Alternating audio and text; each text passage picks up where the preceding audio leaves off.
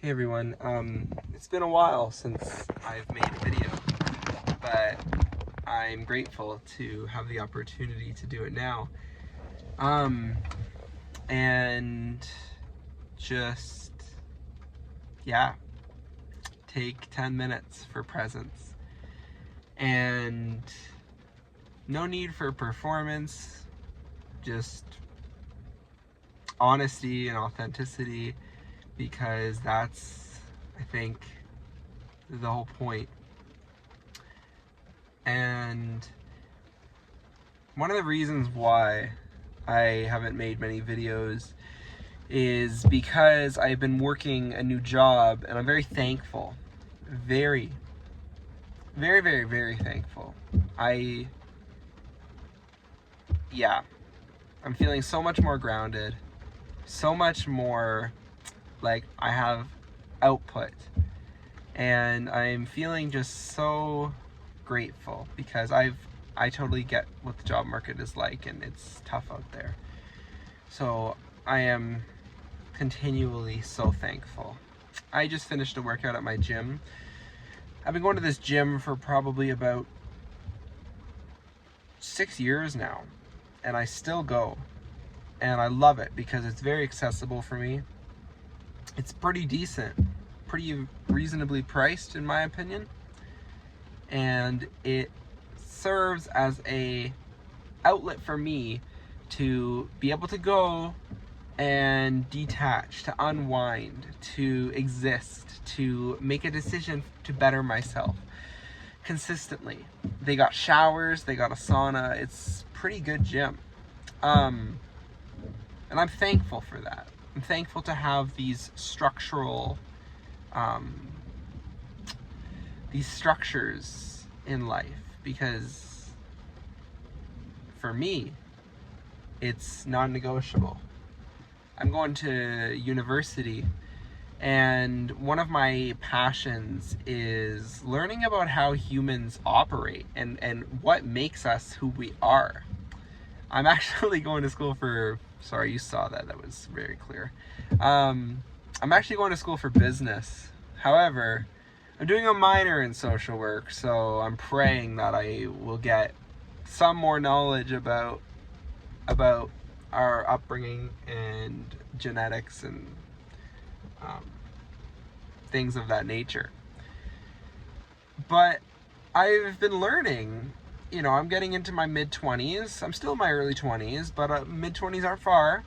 And I'm starting to learn about how certain experiences, certain childhood experiences can shape us.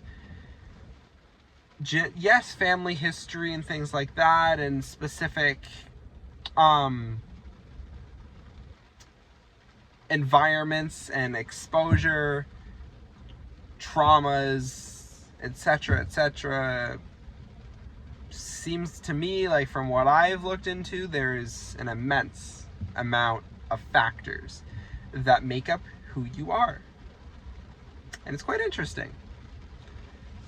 And I just look at my life and my upbringing and where I am now. And to be honest, sometimes, although I'm an adult and I'm a different person, we become different people as we grow. You are not the same person you were 5, 10, 15 years ago. We grow, we learn, we adapt, we learn from mistakes. We make mistakes, we learn from those mistakes. However, I'd be lying at the same time if I said I didn't see parts of my childhood self come out sometimes. And that's not always bad. I think it's very healing to your inner child to be able to revisit certain experiences, and maybe for you it's playing a game you loved as a kid, or hanging out with that childhood best friend. I know I'm very grateful to have these experiences. But there's a certain part of us, the child part of us, that never actually really leaves us. I believe that. And I know for me, sometimes my inner child can come out. I am a pretty I guess you could say, free-spirited person, but I was actually a very particular kid. I was pretty shy, pretty, I don't want to say quiet, but pretty shy. Like yeah. And now that's not the case. I have my moments where I think I can be quiet. But compared to when I was a kid, I wouldn't speak up. I wouldn't speak up for what I believed in. I was very shy and very overwhelmed with the social structure of my peers, to be honest. And I had to have things a very particular way. And my peers who didn't have that, and even my teachers who didn't really fall into that, would kind of find it strange.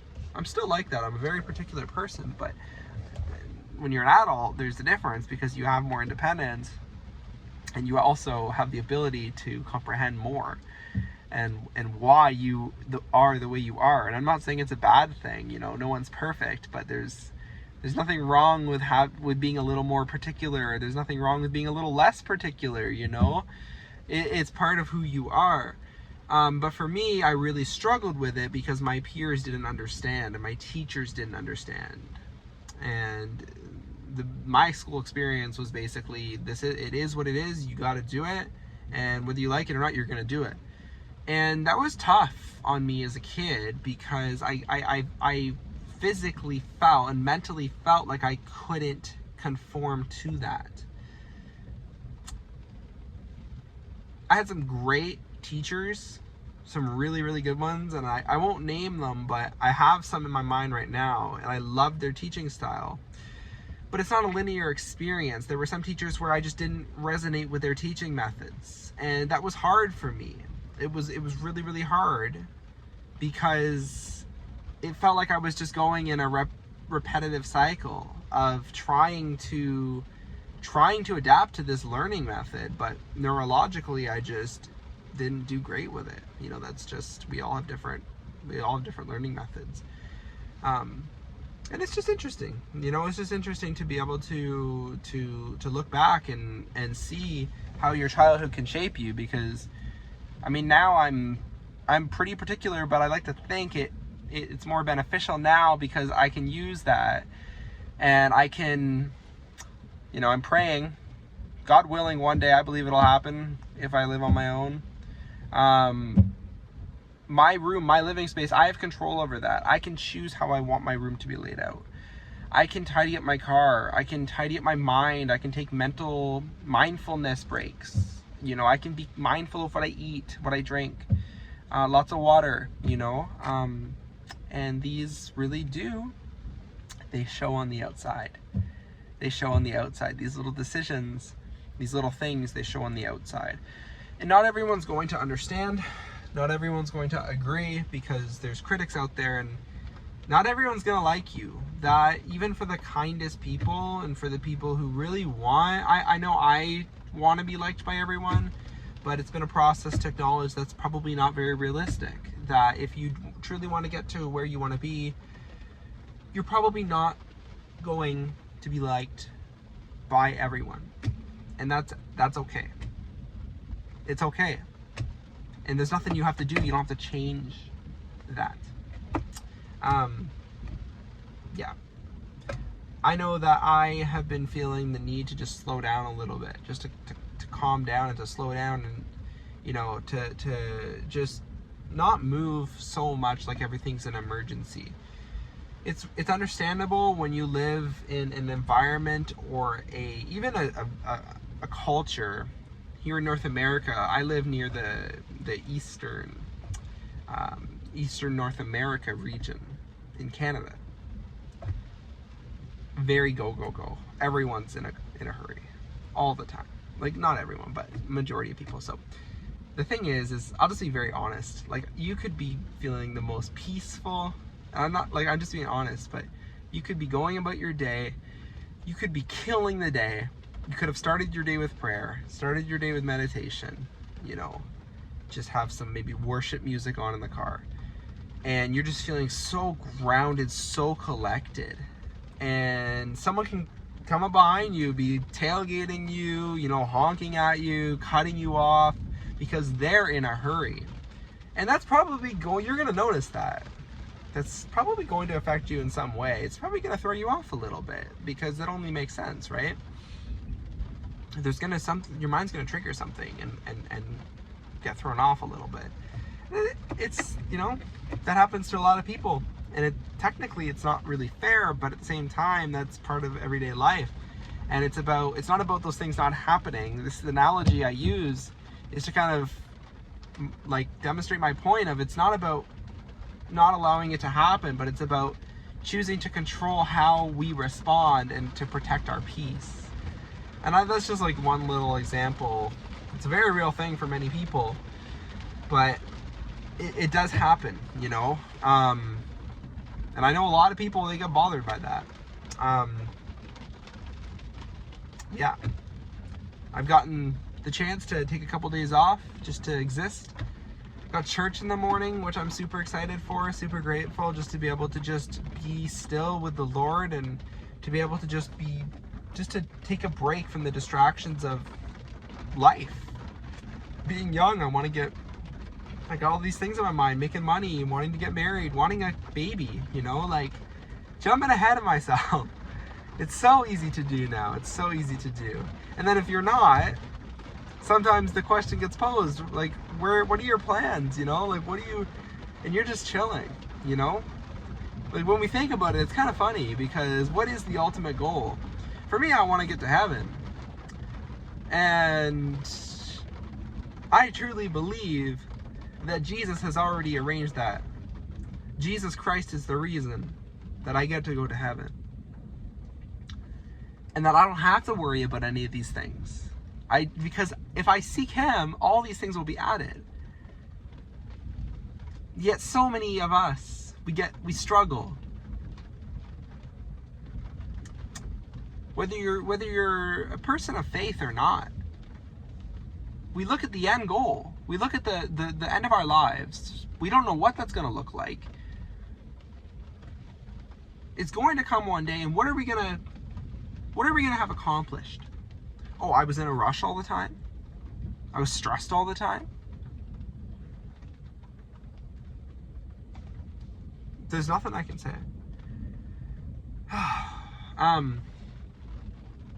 By the way, I don't have a huge following.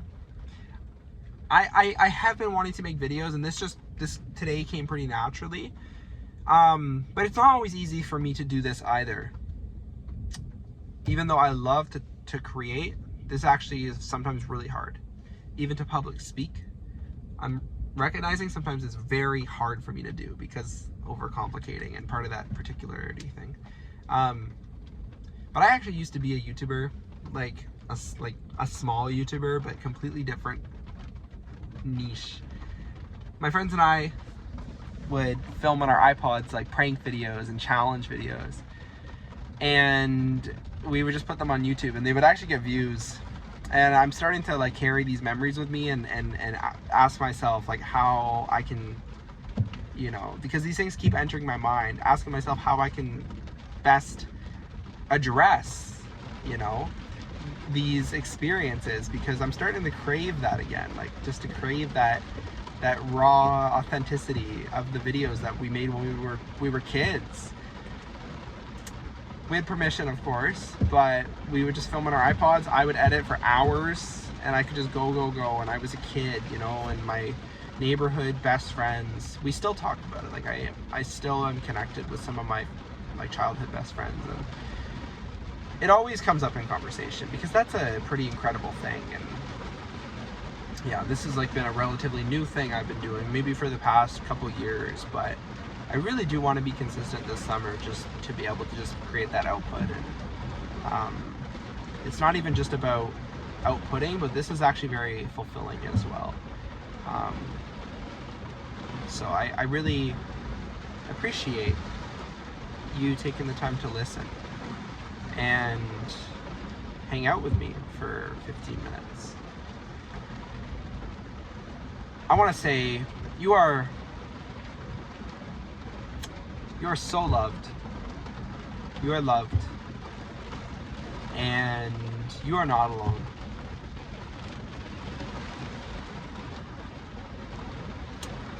I have a good feeling about this video. I don't know what it is, but I'm gonna post it. Now that I got iCloud storage. Thank you so much for listening. And we'll see you soon. God bless.